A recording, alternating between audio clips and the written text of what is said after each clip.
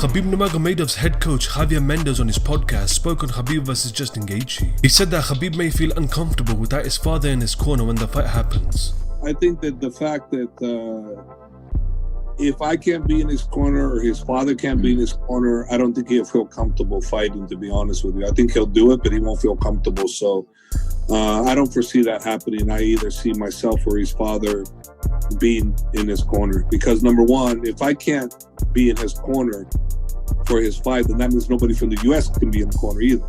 So the U.S. can't go. So wherever the U.S. bans, so the UFC wouldn't be able to go there. So I'm imagining wherever he fights, I can go. Kamaru Usman on his Instagram Live speaks on fighting his training partner Gilbert Burns. How does it feel fighting your training partner? I mean, it's tough because you, when you're training, you never truly strike your partner. I mean, I know I never really did. You never truly try to strike your partner to really cause significant damage to hurt them. So, yeah, in that sense, it'll be a little weird, but at the end of the day, my biggest driving force is my competitive spirit and competitive edge. So at the end of the day, it doesn't matter if, who it is. By the time I step in there on that night, on my moment, I see no face. I have to go out there and I got to take care of business. So that's pretty much it. But yeah, previously you never really try to hurt your training partner. But when it's game time, we got to do it. He's going to come hard. He's going to try to hurt me, and vice versa. As hard as I can? All right. Okay. Let me know when. Whenever you're ready.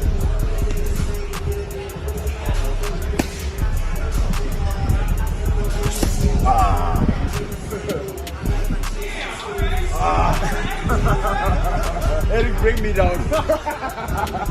Michael Bisping on the Believe in Me podcast speaks on Kamaru Usman training with Trevor Wittman. And Usman has gone to elevation, and he's also going to be training with Trevor Wittman as well, right? From what I saw online. And listen, I'm a big fan of both of them, so may the best man win. And I got to be careful what I say because I'm commentating the fight.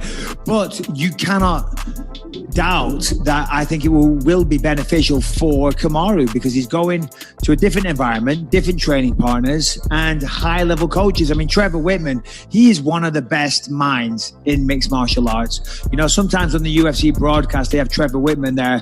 Obviously, because of the COVID thing, he hasn't done that recently. But normally, he's there as like a fifth cornerman, and he comments on the corner work and what he's seeing in the fight and what perhaps the fighter needs to change in his approach. And I got to say, some of the stuff that he says is, I agree with it every time, and he's a fucking genius. And look at what he's done to guys like Justin Gaethje. So for Usman to get that fresh look, that, you know, another set of eyes of another really high-level coach like Trevor Wittman, and then plus new training partners where he's not, you know, you get so familiar with your training partners, you almost know what to expect. Like if I'm, you know, so you go to a gym, you got 4 or 5 guys, you always rotate. And every time you get to this guy, you're like, okay, I know he's just going to come for a double leg every time. And you got to watch the guillotine with him on the floor.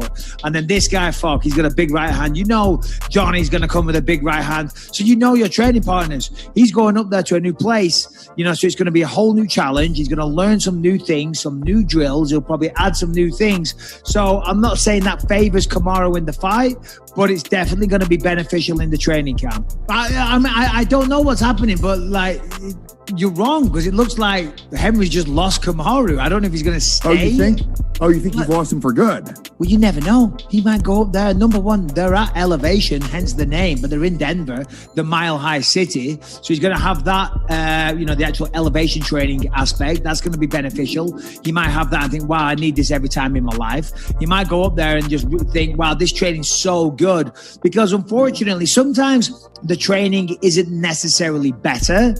It's just different. And the difference kind of shocks the system. And it's also refreshing because it breaks up the monotony of the training camp. So therefore, Kamaru may perceive it as better, like, oh, the training's just better. When in reality, it's not. It's just different. And it breaks up the mundane routine. So you never know after this fight, Kamaru might say, and I'm just spitballing on a podcast, so please don't take offense, Kamaru or Henry Hooft. You know, I'm making this up as I go along, but it is a possibility that he might say, you know what, Henry, thank you for everything, but I really enjoyed that training camp and I think I'm going to stick around for a little bit, if you don't mind. Years ago today, I got robbed. I got robbed by that guy right there. Making money, yeah. And I've been winning ever since. Look at this. This is true sportsmanship. There it is. He's been making money the last 2 years. I've been the last 2 years. We're both doing good. My video cut out in between, but he said he's been making money the last 2 years.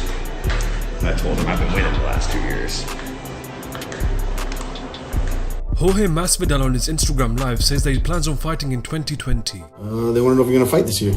Yeah, I'm going to fight this year. God willing, I'm going to fight this year. What's not going to happen is I'm not going to be played or underpaid. That's for sure. I have a value, a formula we've come up with for what I'm worth. And that comes off 16 years of doing this, of seeing the field in and out. I'm not some rookie. I'm not some guy challenging for the title for the first time in my life. I've been in this position before in different organizations and stuff, and we know how to calculate what I bring in. And I want a fair share of what I bring in. For those know-it-all online and stuff that are asking, saying, why would I make more or less on this fight? It's not about that. It's about how much I want to receive from the pay-per-view, how much of a share I want from the pay-per-view. That's one of the main things that I'm fighting about. I don't feel that cut is fair, and I don't agree with it. Kenny Florian on the Anik Florian Podcast gives his thoughts on Josh Emmett's win over Shane Burgos. Definitely in my top 5 right now. Those guys really went at it. I thought, the pace that both those men started with was extremely impressive. And the fact that they're doing that at this time during the quarantine showed that these guys really were confident in their conditioning. Burgos really was the guy who was pressuring out there. Emmett really looked to kind of counter. Burgos was perhaps the busier guy out there, but for me, it was Emmett who was landing fights that were really way more powerful, I thought. Burgos was kind of chipping away, whereas Emmett was looking to really knock Burgos' head off his shoulders, and some of those shots were just absolutely brutal. We all know about Emmett's power. He's one of the few guys at 145 pounds that if he hits you, he will put you to sleep. And Burgos proved that he has a legendary chin. I mean, there's just not a whole lot of guys in any weight class up to maybe 170 pounds that could take shots like Emmett threw and continue to stand up or continue to be awake and responsive. I was just blown away by Burgos' chin. And it was just an awesome fight. Back and forth. It was very close. The shifts in momentum, I thought, made it really dramatic. Emmett, I thought, dealt with a little bit of a knee injury early in that first round. Right. And I thought that it was not going to go well for him. But, man, the toughness that he showed, his consistency, his belief in himself, his ability to put together those combinations, especially late in that fight, is what won him that fight. I was blown away by Emmett's performance, and Burgos as well.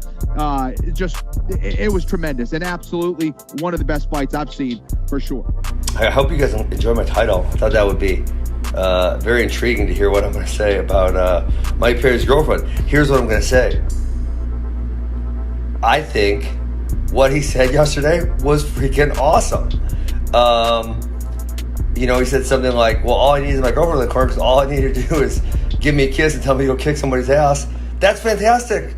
Listen, if you hear my Mental Mondays, I talk about this all the time. People overthink stuff. Listen, it's a fist fight. And can your coaches help you a little bit? Sure. But at the end of the day, when the door locks, it's pretty much on you. So you just need someone to say, hey, dude, Go get that man, right? And I've even said for some of my friends who overthink some things, I think, hey dude, this is simple. Just go take him down, or just go punch him in the face. Like, that's really, really simple. You guys, I'm literally not trolling. I am so serious. If you look at my Mental Mondays, I've done Mental Mondays for 5 years. One of people's biggest issues with competition is overthinking things. Mike Perry ain't overthinking it. I'll tell you that much. There might be some things he's doing wrong. Overthinking of it ain't one of them. Okay? That's all I got. Pretty simple. My daughter's coming to see me. Andy, you want to say hi? Hi. Andy says, what's up? So, we don't want to overthink competition. Mike Perry says all I need is my girlfriend to give me a kiss and tell me to go kick his butt. That's all he needs. I love it. I appreciate it. Mike Perry, I don't think everything you do is smart, but you nailed it on this one, buddy. Have a great day. Peace.